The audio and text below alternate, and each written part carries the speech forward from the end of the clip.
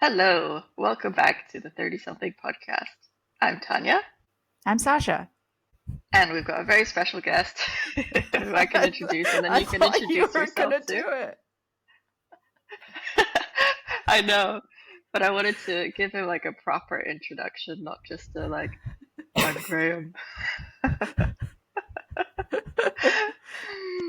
All right, we've got a very special guest today, a dear friend, Graham Elder. Welcome. Thank you for using my full Christian name there. That's very so formal. Also, The Did you? now I the feel like, coolest last name though. That's why. yeah. Well, thank you, thank you. I hadn't really ever thought of it as a cool last name. Thank you. No, it's nice to be here. I'm excited to just chat with you two. It's nice to just have a Oh couple yeah, hours to chat with good friends. hell Mm. yeah. We've Yeah. got we've got a fun little topic today.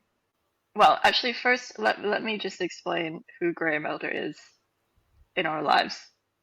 I won't call you Graham Elder throughout the whole I episode. Don't know. I worry. was going to say it's sort of You going to give my should. address away, and I'm going to get doxxed. Like just So Graham and I met 13 years ago. Can you believe that? wow. Yeah. Yeah, it was Freshers Week at university in Aberdeen, and I remember the exact moment we met. Can you? Yeah, it was definitely more hazy for me than it was for you because Yeah, there was a certain level of alcohol involved for me. It yeah. was, yeah. Wait, I want to hear your perspective of how we met. So, the first memory now, this, yeah, was walking in the front door of Wavell, our halls in Aberdeen. And I can't remember if we met you like at the front door or just inside. But I just It was remember there just was like a inside. drunken, like, I think it was me, Max, Alex, maybe? Yeah, Maybe and Ted as Ted, I well? think. Ted as well? Okay. The whole Maybe gang. I don't, Hillary. maybe Hillary? Yeah, I can't remember who of Yeah, the gang was there and who had drunkenly been lost along the way. And then it was yourself, Kiara, and Elgea, right? Like we're coming I back at the think same so. time. Yeah. You guys had gone to like a schoolboy night or something, so you were Oh, dressed wow. as schoolboys. I don't know where we were. That I was don't a think we were thing. at the same night. Yeah, it's a thing for Sounds creepy. university students. It's like, yeah. And I think the way it panned out in my memory was like we stumbled upon each other at kind of the entrance of Wavell, and you were like, "Do you guys want to come up and have a cup of tea?" Basically. And we were like, and it was in the middle of the night, like 2 a.m. or something. We're like, okay. And then Alex was like, "Yeah, we're gonna have bacon too. Just Oh, like yeah. fry up some bacon." And then you guys created the bacon chant. The bacon And party. Yeah. yeah, and then we went to your kitchen and hung out with you guys. I've got like footage literally of that night that we met, like frying bacon Wow. and chanting bacon chants and things like that. And then, Did you say so we were in the chat or same halls. chant? Chant. Chant. Yeah. Okay. Do you What's the remember how it bacon goes? It chant, goes, please? I love bacon and bacon loves me. And that's it. Just on repeat. That's it. Yeah, On just on repeat. repeat. Yeah. But that was the beginning of our 13-year friendship, I suppose. That's, And obviously, Sasha was in the mix, given that she was also in Aberdeen. And we spent a couple years living in the same apartment block as well. And yeah, and so Graham, I've asked Graham to come into this episode because the topic we want to talk about is I've not been able to frame it very nicely yet in a single sentence, but about a bit about toxic masculinity mm, and sort of modern day masculinity. mm. Let's put it that way. Like, what is a healthy masculinity? Positive masculinity. Positive, yeah. Um, and in my life, I feel like Graham is a really interesting example of someone who went from like quite a laddish, semi-toxic vibe of a guy, Semi-toxic. lovable, but semi-toxic, to someone who's quite an evolved man, let's put it that way. Or you've put a lot of effort into like I think reflecting on who you want to be and the kind of man you want to be. So I thought this would be a really interesting topic to discuss Yeah. today. It's funny you just saying that, like semi-toxic but lovable. Like I have just had a flashback to, I think it was I can't remember if it was you and Kiara or you and Elgea or all three of you, basically just trying to get like me, Max, and Alex to be like not fucking. Can I swear on this? Actually, can I Yeah, swear? Oh, go for nice. it. That makes my life much easier. No Um, one's monetizing us anyway, so um, trying to get us to not be like the Tin Man when we hugged, right? oh Do you yeah. remember that? Like, that was a I thing. don't. Like Tin Man. I was just so like uptight as a tight, uptight man that I just couldn't like Rigid. relax when hugging, right? And you guys were like, I this forgot is about that. weird. Like, just hug us and relax. Like, why are you so stiff? Like, it was yeah. So it It was just like I hate those kinds of hugs when you go in for a hug and the other person doesn't move at all. So you basically have to like fall into their arms Or it's like you're like a hugging a stone loser. statue. Yeah. And they've just got it's kind that's of what like it was. loosely like touching you. Yeah. Yeah. Yeah, and you do feel like you're falling because you're the only one that's Yeah. leading, You're totally out of and no one, balance, no but they're one's just like stood supporting up you straight. in the other direction. Yeah. Yeah. So maybe that was the start of the evolvement. Learning how to hug is phase one Love of that. that. Yeah, maybe. I Love don't know. that. It was for me. Yeah. So I guess to dive in, like let's start with getting a bit of a picture of what your model of masculinity was like growing up as a young boy in Troon, Oh God. Oh, we're taking it right back. Taking it right right back. back. It's funny when you say that. Yeah, I'm trying to think. Like growing up was yeah, Troon's like for those that don't know, small-ish Scottish town. What was it like? I guess so. I did things that I guess would have been deemed quite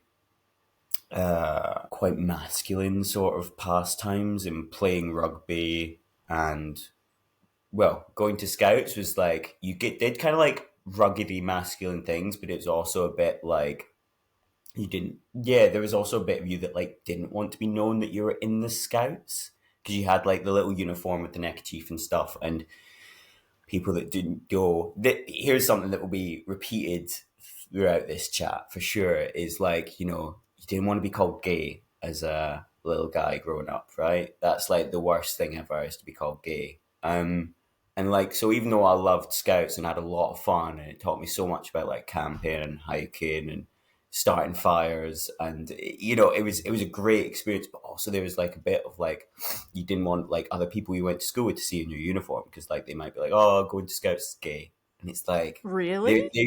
yeah there you go like immediately like I think yeah I've kind of reflected on that a fair bit just like how for me growing up there was that like yeah there was still like massive levels of homophobia like it Can was you like give oh us a little bit of cultural context? Because to me, hiking, making fires and stuff, that's like the no. height of masculinity for a little boy. Was it seen as too keen or something? Yeah, it's kind of like well, I think in Scotland there's a certain like I remember growing up. It's almost like caring about things or like, and this is mad, and this is just my experience and how I internalized it. So it might not be what other folk have felt, but like almost like caring about things, being involved. I think the uniform didn't help because you had like these like little like schoolboy shorts schoolboys being a theme as well, right? Here we go. Can mention like little schoolboy shorts and the neckerchief and stuff. Yeah, I think there is a certain thing about like almost like caring about things or being like what's the word? There's something about like trying. Like as a man, there was almost like you weren't allowed to like try or practice things to get good. You just had to like be a man and be good at things, right? And Yeah. that's really fucked. That's really weird. So like for the longest time, I think my framework of masculinity was like you're either good at things, or you're bad at things as a man, right? Practice was like not spoken about like that learning and that sort of curve of like yes you'll be shit at a lot of things when you first try them but then if you do stick to it and also try not beat yourself up for being crap at things that's another big learning point for me in my sort of like life um then yeah, then you I can go remember through life that. and do things. You I remember remember that, that Sasha? as a teenager, just being like, you can't show that you care about anything because that's just uncool. You just have to be So chill weird. about everything. Yeah. And as a man, yeah, there is Whatever. real expectation of like you can't care about things, but also you need to be like good at football. As a like random example, like yeah, it's the weirdest thing. That makes no sense from an evolutionary point of view to me. Right. It Like like it must be totally created by us oh in yeah, like modern day humanity as a weird social rule. But I'm do going you to talk feel about like evolution a lot that's probably. what grown men feel, or do you think that's more of a kid thing? well, I think certain people will realize things like that, see it, and have. I was lucky enough to have moments in my life where, through like the evidence of just life, I got to experience it like that's nonsense. Also, that's weird. Also, I questioned it at various points in my life and still question it a lot. But then I imagine there are a lot of people that just get stuck with that mindset, right? Hmm. And just if they don't question it, if they don't, they just carry on living their lives. I guess it sort of probably stops a lot of people from trying things, from like pushing out their comfort zone, from experiencing failure in a lot of ways. And I think you need to do all those things in order to just grow as a person. But I think that culture almost definitely has a negative impact on everyone. Yeah. And what's strange is that like as adults, seeing a man try and strive and fail but keep going, that's like so attractive. Right. So I wonder when it changed for us. Like at what age was it like, oh, actually, this is great. As in what age it sort of flips, do you mean? And Yeah, like trying becomes like just a thing suddenly that it's people are cool. doing. Yeah. It's like some Yeah. competitive advantage in the dating Yeah. market. Are we going into we Sorry. diving? Well, I think like I've been thinking about this topic a lot in relation to like evolutionary psychology. So I'll probably be asking questions about like, well, why are we evolved to be that way? Like, is there some like Mm, advantage when it comes to mating or stuff like that? So sure. that's that's my angle. I think that caring thing, it's a bit like, yeah, caring is vulnerable. Like if you care about something, then when you lose it, it's gonna hurt. And then I guess like in a more like if other people know about that, then there's like oh right, this person's now hurt, right? And showing emotion, right? Like most of my male pals like aren't the best at showing emotion, right? Like we have jokes about suppressing emotion amongst my pals, right? Because like it's just like it's a constant unlearning battle that we all face. And how do you and your friends deal with like do you try to help each other be more emotionally vulnerable? What does that look like in practice? That's a good question because like I think I'm still kind of I think I'm still struggling with like what that looks like in practice. Um, I think just trying to have I think trying to like stay in contact with friends and just the basic questions of like asking them how they are and really listening. It's just really it's simple stuff, but also like can be quite uncomfortable stuff. Um, especially when friends are struggling. But yeah, it's still something I think I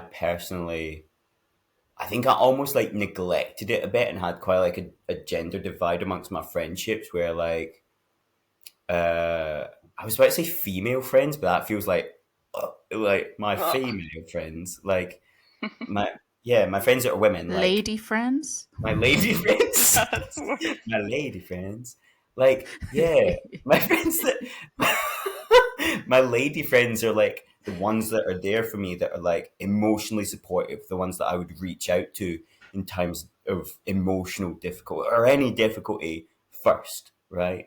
Um, so I think I had quite like a gendered approach to like leaning on female friendships way more than I would male friendships. And I think yeah, I think in a way like that kept me like at arm's length from friends. It means that I don't always delve into those same emotional landscapes that I do with my female friends. So it's yeah, it's been something I've noticed, and I definitely want to like work on more, and especially as I've got friends, that are going through big life changes, doing things like getting married, moving in with partners, having children. Is like these friends are gonna, need my support. Um, and also, I noticed that Yeah. thing where like my male friends are some of them doing that traditional thing, where they're losing touch with their friends as they hit their 30s, Mm. right? Um, yeah, their sort of And you world find that starts. the lady friends aren't doing that? Yeah, yeah, they're not Mm. doing that. No, no. Again, Interesting. yeah, yeah, not so much. Certain ones, yeah, certain friends do, regardless of gender. They get a partner, they settle down. Everything shrinks in and becomes about that nuclear sort of couple situation. Yeah, Do you but think but that less. that's because the men are how can I say it? Are they doing less of the things that they share with male friends as they get older? Or are they just getting everything, all their emotional needs met by their new families? Right. Yeah, I think a bit of both is probably true. I'd say I'd say as people change and go into different life stages, right? Especially if you're starting to like have family or settle down in that traditional sense of the word, like so much of your life revolves around a few people that you have less time to do those activities that you would do. None of us live together anymore. None of us are at university anymore, living in the same city. We're all spread out. Time is much more precious. People have like jobs that are stressful with not much annual leave, like so it all becomes a bit more difficult to spend that time with those friends. And then also I think like, I think men traditionally do put kind of all their eggs in one basket of like all their emotional needs being met by a partner, right? I think that's Mm. a traditional thing. That's something I'm really I think that's like, common for sure, yeah. yeah, it's common. It's something I'm trying. I try my best, absolutely not to do that, and to have like a wide spread of like emotionally available people in my life, because it just feels much better to me. It just feels like a much nicer, loving, supportive community to have. So I think yeah. that's a thing that's happening across the board, like for men and women, just because of how nuclear we're getting as like Mm, family units. Like your partner is having to be your lover, your best friend, your therapist, your mm. like everything, your business partner, whatever. And it's just not sustainable. And it's Yeah. a shame that like the sort of community uh, format is not more easily accessible to people, at least some Mm, people, depending on where you are in the world. Um, because I think you do need that balance. Like your partner doesn't have to be your best friend. It's really romantic to think about it that way, but like they don't. You can have a best friend that's like in a way more important than your partner if you want. oh, Why not? hell yeah! Like I have best friends that I know will be in my life just like forever. I can't guarantee that for partnerships because like they Yeah. come and go. Like there's something, I guess, like there's a certain fragility that comes with romantic relationships that like I guess none of us want to really address in its fullest way a lot of the time because it's a bit painful. But yeah, but there are friendships that I'm sure will be there and last until I'm old as fuck, really. And Yeah. yeah, and what was it? Bell Hooks said something about that in All About Love, where it was about this putting on a pedestal romantic Mm. love and how absurd that is. How yeah, I can't remember the finer points and details, but yeah, like the love we have for our friends, for our families, for whoever it may be, we need to nurture that and create community through that. Because if we just rely on the one person, Yeah. like anything could happen to that person. That person could go to the doctor tomorrow and be diagnosed with something that means they have 6 months to live. That's just a reality of life, right? Like it could Yeah. happen.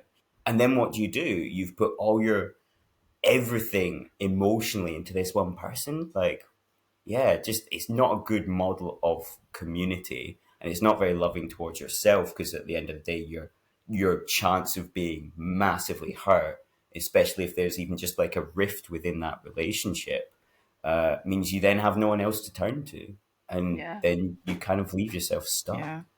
I think it also like probably kills eroticism a bit, but that's a totally different topic. No, What do it's you the think? right topic, Tanya. Talk about it right now.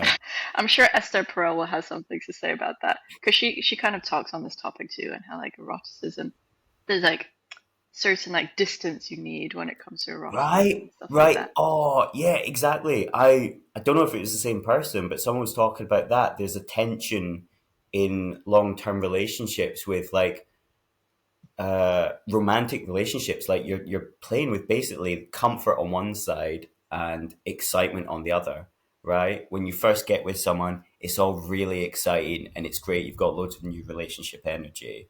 And then on the other side, as you start to get more comfortable with them, you can just absolutely sink into 100% being yourself all the time. But then that takes away from the excitement. And it's like this just constant balancing act of trying to create a sustainable relationship feels like how do you keep the excitement going while also becoming comfortable in each other's company? Yeah, Yeah, it's a massive thing. I love this little detour we've taken, but Yeah, to bring it back what was to what was the original topic again? but I'd like to know if there were any other like toxic traits that you noticed in yourself when you're younger, When I was and also younger. like when you started to realize that Well, that I version think. of, yeah, go on. Sorry, I just got so excited there. I cut you off. I'll ask the second bit of the You're question caring later. too much, Graham I'm Elder. caring too much. I'm gay. I'm gay now, Sacha. I'm caring too much. This is a lot. I So it's funny you say toxic traits within me. I don't think they were ever in me, right? I don't think that stuff was ever like inherently a part of me. And I would like to say that with hope in that I don't think it's a part of anyone. I think it's an act for everyone. Hmm. I think men are socialized to perform this act that can become a really great act, really solid, really feels like it is a part of themselves. But for me personally, it never felt like good. It never felt like nice to be this like just to trying to fit in, I guess, in the way of being a man in some quite masculine environments. It never for me felt good. Maybe it does for some people. I don't know. Maybe you need to get other people on this Well, podcast. surely Yeah, some of them are actually like that, and everyone else is just competing. maybe. I don't really know. Coping mechanisms. Otherwise, where did it start? Yeah, I don't know. Yeah, capitalism. This The culture source of of all evil. competitiveness. Yeah, this culture of competitiveness. Like, yeah, I feel like everything in my head goes back to that. Yeah, and growing up, because the original question you'd asked was like my models of masculinity growing up, and it actually twigged a really hilarious example. So, TV shows around dating when I was growing up, the only thing that was aimed at like young men was this show called, and I think it was called The Pickup Artist. It was on MTV, Oh, right? Do you know I've that heard of show, it. Sasha? Yeah. Hmm. So it was like a brief description. They take a bunch of guys in their like early 20s that are clearly virgins, right? And this tall guy wearing like steampunk kind of clothing, right? With a bit of a swagger and a bit of a bravado about him, teaches these like virgins how to do things like negging. Have you heard of negging? No. Oh, Sasha, yeah, okay, you've heard of Yes. negging, yeah. So that's when you give like I can't remember exactly, but it's giving like backhanded compliments. Oh, I'm trying to think of an example. An example would be like, "Oh, that dress looks really good on you. I didn't think it would suit your figure." Like, or okay. something like that. So it's like How the did you aim come up with that so quickly, Graham? is in there from the Deep in show, there. uh, and the aim of negging is to like make a woman feel like her self-worth is going down while you're also giving her like a compliment to show that you're interested in her Yeah, sex. so like make her feel like she needs your approval after that. Yes. Right. Ugh. Yeah. And so he would teach these guys to do that and then try and get them to like hook up with women in various situations. And that was the only show attempting to give any sort of relationship advice, right? That was the only show growing up that I can remember. And the funny thing is that show, it also had like it wasn't all completely awful. Like there was also stuff about like, you know, you need to find, how be confident. Like you need to like find your confidence, find your strength. Like there was some bits of like good advice within there as well, but in general it was just, like pile of crap and like really like when you talk about like toxic masculinity, like yeah, it had some That's really it. clear examples Yeah. in that show, right? But with modern TV shows like Big Mouth and Sex Education, like I watched those two shows and I remember feeling a bit emotional watching them because I was like, And Heartstopper, have you watched that one? yes, That's Heartstopper as sweet well. That's too. another great one. And I was just like, if I had shows like these growing up instead of the pickup artist, I think even something like that would have made Mm. like It's like worlds apart.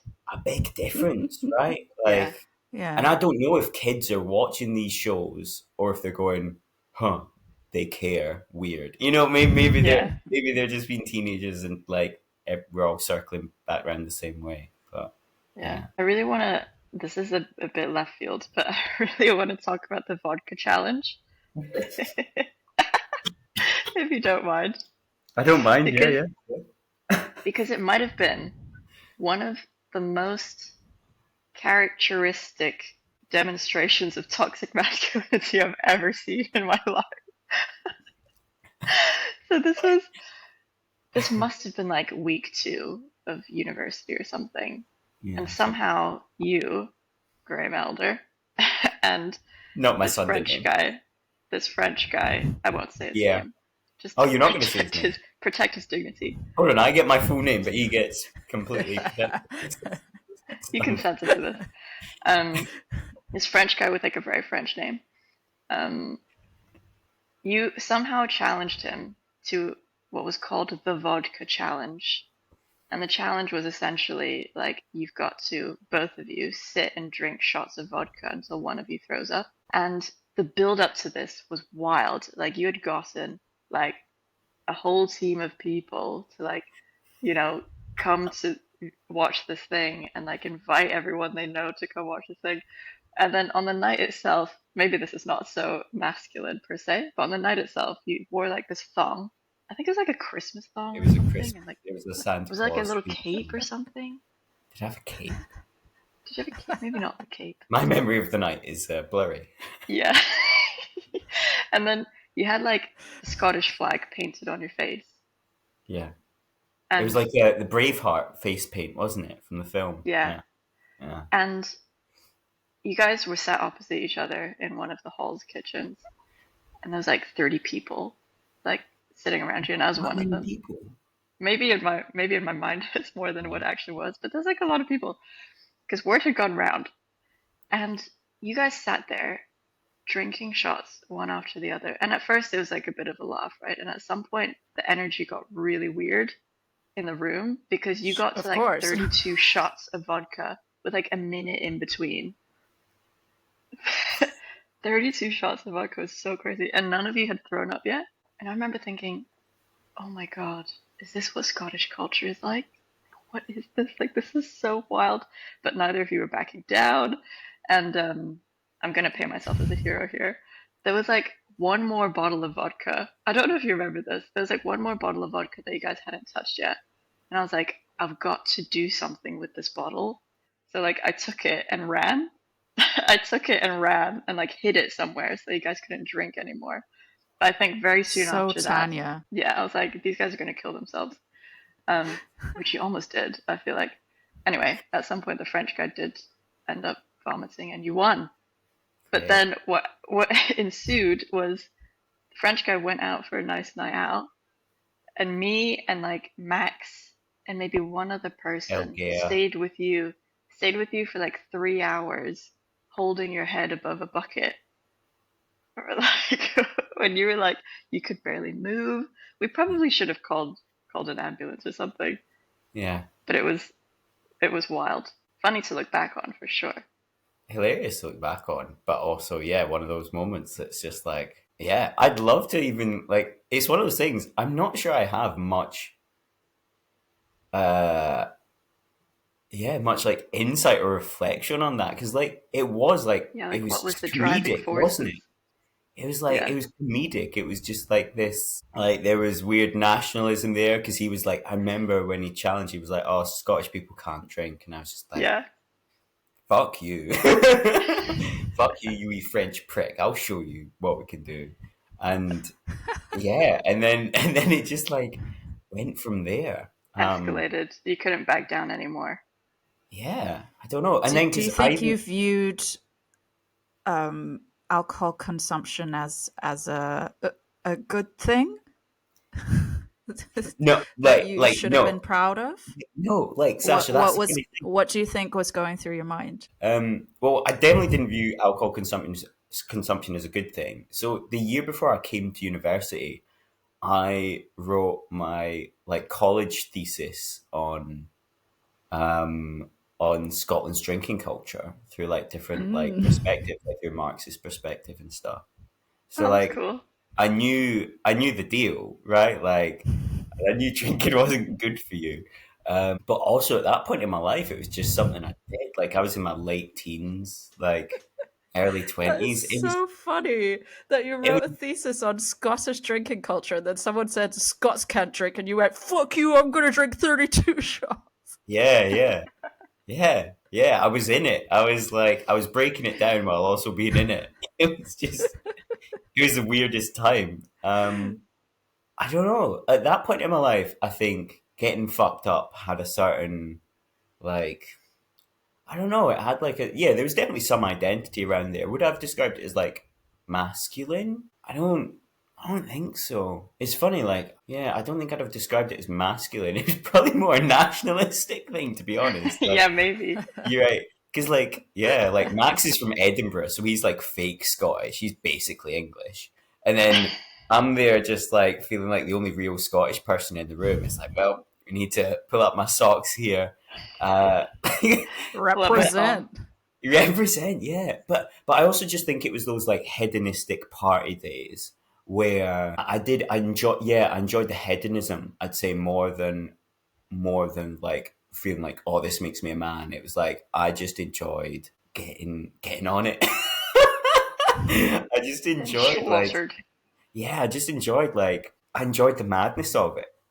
There was an excitement. I'm even getting it now. I can feel it in my body. Like there's like an adrenaline because you're like, I don't know what could happen. We're in for a wild fucking night, and there's a certain unknown about it, and you're just exploring as well. I think the first time for me moving away from home, no one to make me feel bad about being in an absolute state the next day.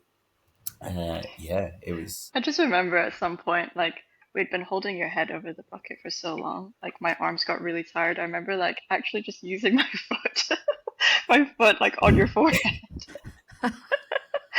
just sitting there waiting for you to, like, sober up. Stop Oh spewing. dear. There's a Um, photo of that, isn't there? There's a photo of that, and I yeah, think I have it still, yeah, 13 years later. it's somewhere. I I remember think I've actually after just that. invented a product for Scottish people or for Oh, go whoever on. likes to drink a lot. It's a bucket, but like with that, when you go for a massage and there's a hole in the table Oh, and like yeah, Oh, a yeah. circle cushion. So a bucket with that. that's an So you're nice idea. and comfy. You could Wow. use, like, you could probably get, like, a child's potty seat or I don't something think like that. Scotland Ah. needs any more products to help us become fucking degenerate alcoholics. Yeah, We do that. We're actually top of the charts in Europe for that, so we're nice, great. We're good. Yeah, proud. yeah. Um, I want to ask, was there a point in your life where you realized that the version of the man that you were embodying was not sort of who you really were or who you wanted to be? Hmm. I wouldn't like not single points. Like there's been lots of lots of points, sure, but again, it's not like it's just felt like dropping off masks and layers and like habits and conditioning from my past. It just feels like a softening, like getting softer and understanding all that past stuff and how it builds up and letting it go and moving towards direction where uh yeah, where I can just be like more kind, more compassionate, more, especially in the last few years, I've been thinking a lot more about my behavior through like, ethical lenses, like climate change and all these other things. I won't go into the details, but I'd say, yeah, I'd say there's been lots of different experiences, whether that be what are the first ones. Well, I first downloaded the Headspace app in 2015.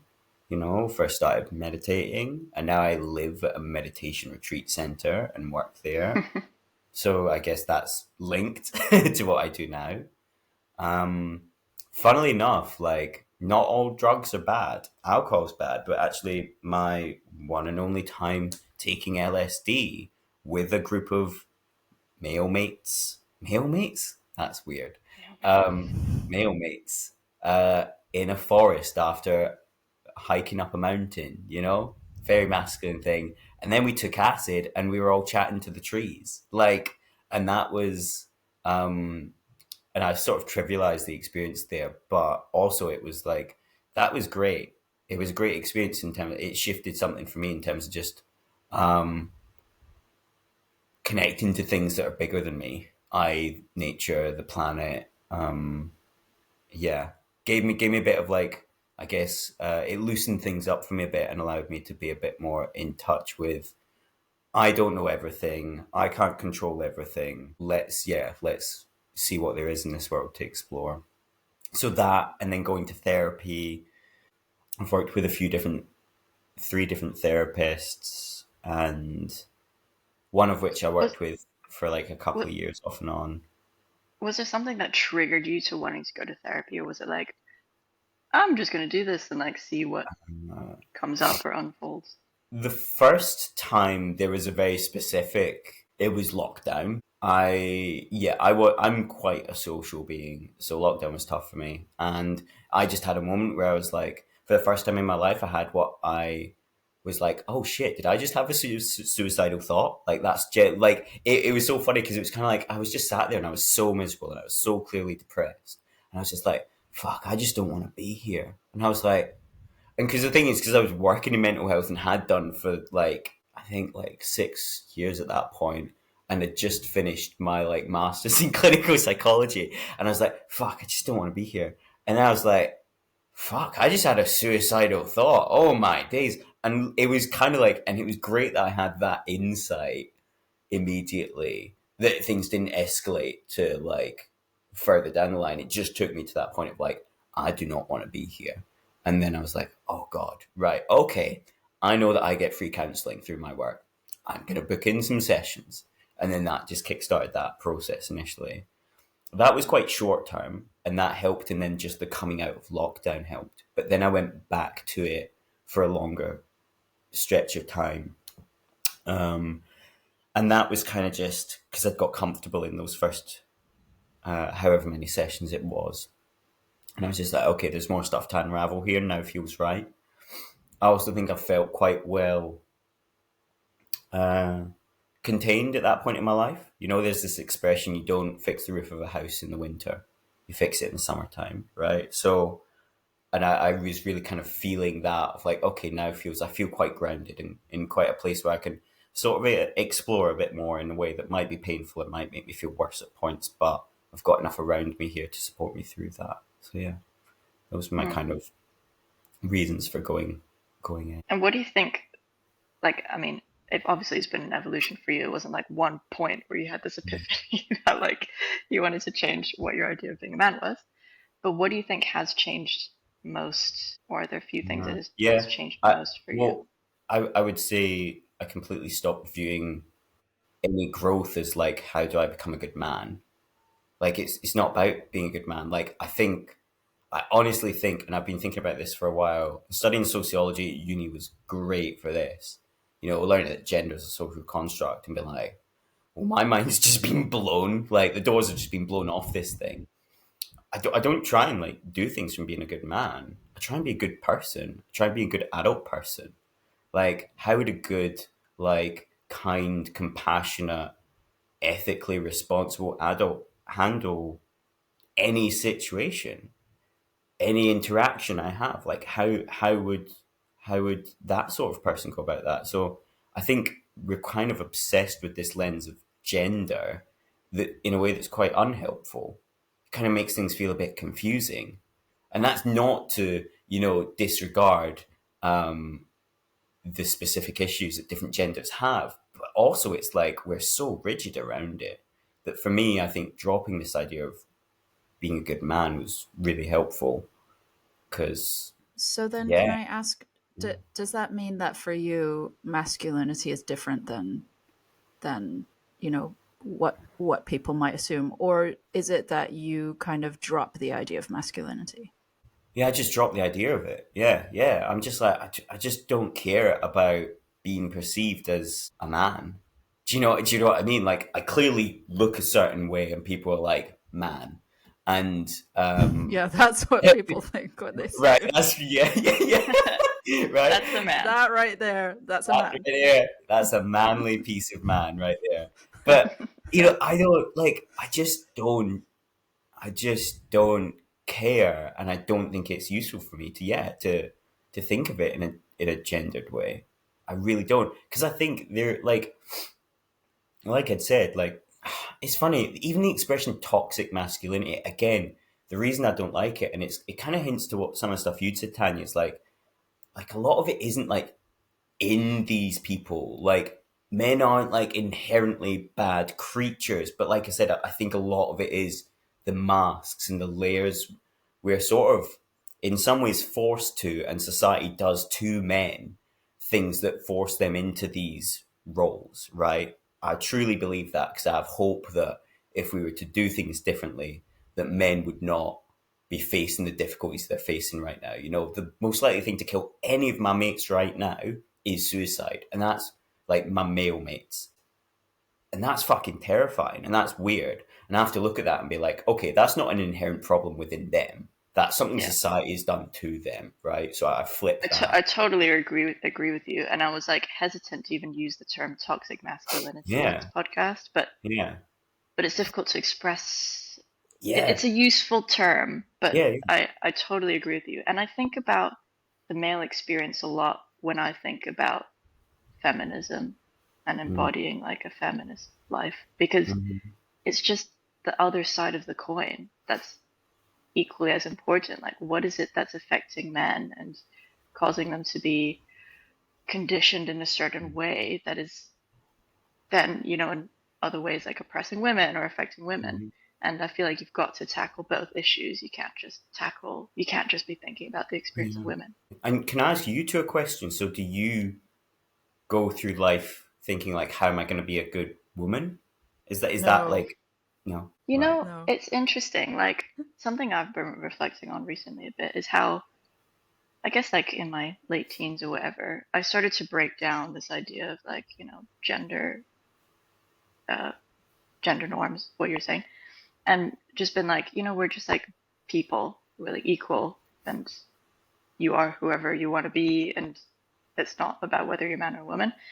But actually, I'm playing with these ideas recently that there is some biological determinism to an extent that I think is kind of okay to embrace about feminine and masculine. And obviously, it's a whole spectrum Yeah, of things. But yeah, I for think sure. I think there is a version of femininity that like I now in a way kind of strive towards, particularly because I think we live in a bit of a society that squashes some Mm-hmm. feminine traits or looks Mm-hmm. down on some feminine traits. And I've Mm-hmm. spent a lot of my life striving to be more masculine subconsciously because they're seen as more valuable or Mm-hmm. whatever. And now I'm trying to reverse that thinking. And maybe the masculine feminine thing is just a way for me to be able to conceptualize it more easily. but I'm trying to reflect on, okay, what are the inherently feminine traits that I've been suppressing that actually I want to embody better? Mm. What Right. are It's, they? I'm sorry. What are they? I think like like a free-spirited nature, and also something about like not having to be consistent all the time. Like there's something about our like menstrual cycles and the seasons hormonally and in our body that I think is actually really healthy to lean into. Even if it's like I have a passion, say it's art, and I really want to invest in my art, and you do it for 3 months and you give up. That's okay. But I think that there's a bit of a masculine-esque thing where it's like, got to be consistent with all Mm. these things in your life. You got to keep going. Don't give up.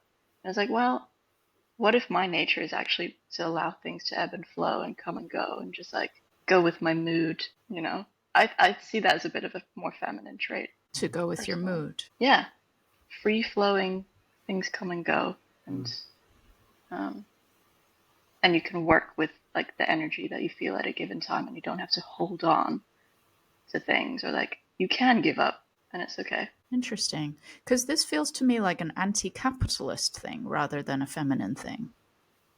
Well, but capitalism is so correlated with masculinity that, yeah, it probably is also anti capitalist. Yes, yeah, capitalism and the patriarchy, and how there's a lot of political power to the patriarchy, you know, and yeah, like we spoke about nuclear family, like even stuff like that. There's a lot of, Yeah. you know, without getting too sociological, you know, like if you can separate people into nuclear families, create lack of sense of community, get people working jobs that they hate, you know, it keeps the wheels in motion, right? It keeps that ever expanding profit going, right? Yeah. Until people drop dead, and then there's someone immediately to fill their shoes and their work. Uh, Exactly. yeah, And another thing is like starting to see my intuition as a valid form of a valid source of mm, information. I think yeah. that is also a bit more of a feminine trait. Like Hmm. it's not all about empiricism. It's just It's not. funny because, like, I would happily disagree with you on that, just because I feel like being embodied in that fullest sense of being able to really listen to yourself and tune to yourself is just a human trait. Personally, yeah, Yeah. yeah. And No, I Sasha, think yeah. I'm interested because you just said a flat out no when I asked the question. I was wondering if you had more to expand on that, or if it's just the no. It was pretty much just the no. I can try and expand. Well, actually, I was talking about this with our dad today because we had this podcast coming up. And he was talking about how he has what he used to believe was a modern sense of gender roles and masculinity, and which is now obviously not so modern.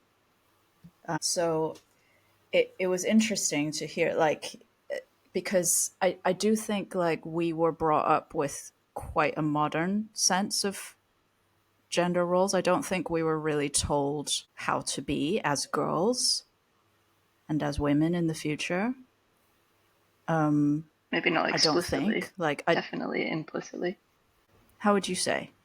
Just the usual conditioning. Like you gotta value I don't think in family, our but you're family we did. not explicitly, right? But I mean, I think to an extent, probably. But I guess Okay, because our well, I parents think were, yeah, there's some things that were like untraditional in our family. Like our mom was the one who made more money and stuff like that. So I don't know. I never felt, maybe I just don't feel like it's something I'm really aware of or something I think about. Like, yeah, I'm the same as you. I'm just like, I just want to be a good person. I That's definitely it. think I like don't know. what I would tell myself, like, oh, I want to be a good person in XYZ ways. But I think upon reflection later in my life, I'm like, there's definitely some gender roles tied to that. Like, good person being, for example, cooperative, prioritize other people, not yourself, be always kind, never angry. Like, there's definitely some conditioning going on there for me. Well, about that's like my interesting role as a because I don't woman. feel like we were conditioned that way. I feel like that is your personality. You'd think so, but is it? It's not my personality. Maybe I was more susceptible to the conditioning for some reason. As well, like we're not always just conditioned by our immediate family unit. Like we're never conditioned in isolation, are we? It's always like Yeah, it's mad. Actually, reflecting back, sometimes I think it's mad looking at like the little innocuous moments that like conditioned me in like a way that was difficult or negative. You know, like it's actually crazy. like Yeah, what? Can you think of any? but oh man, I saw how old I'd have been like 3 or 4, and yeah, there was this moment where I had like a toy in my hand, and we were in a shop, and my mom and dad were buying things, and I could see they were putting everything they had on the conveyor belt, and then I put my toy like up on it, and they were like, and them and the cashier laughed and said, "No, silly, that's your toy. You don't need to pay for it again." And just because they like laughed at me for making a mistake, even though it was like a cute laugh, like, "Oh, this silly little kid doesn't know." Definitely like that was just like a oh god, so like social anxiety, just like the adult form of that feeling. It's social anxiety, like making a social faux pas and just being laughed at. And it was like, yeah, so like little things like that, like kids' minds just soak it up, and like you get conditioned by the littlest of things, the little innocuous wee interactions that just yeah you end up Yeah. going to therapy for 30 odd years later. Yeah. All right, so we're gonna wrap up part one of this episode because there's so much more to talk about. So see that in episode two in a couple weeks' time. Um, thanks, Graham, for your thoughts so far. Excited to hear what else you got in your noggin. Um, give us a like or a subscribe or give us a comment and all that good stuff. And we'll see you in the next one. Bye.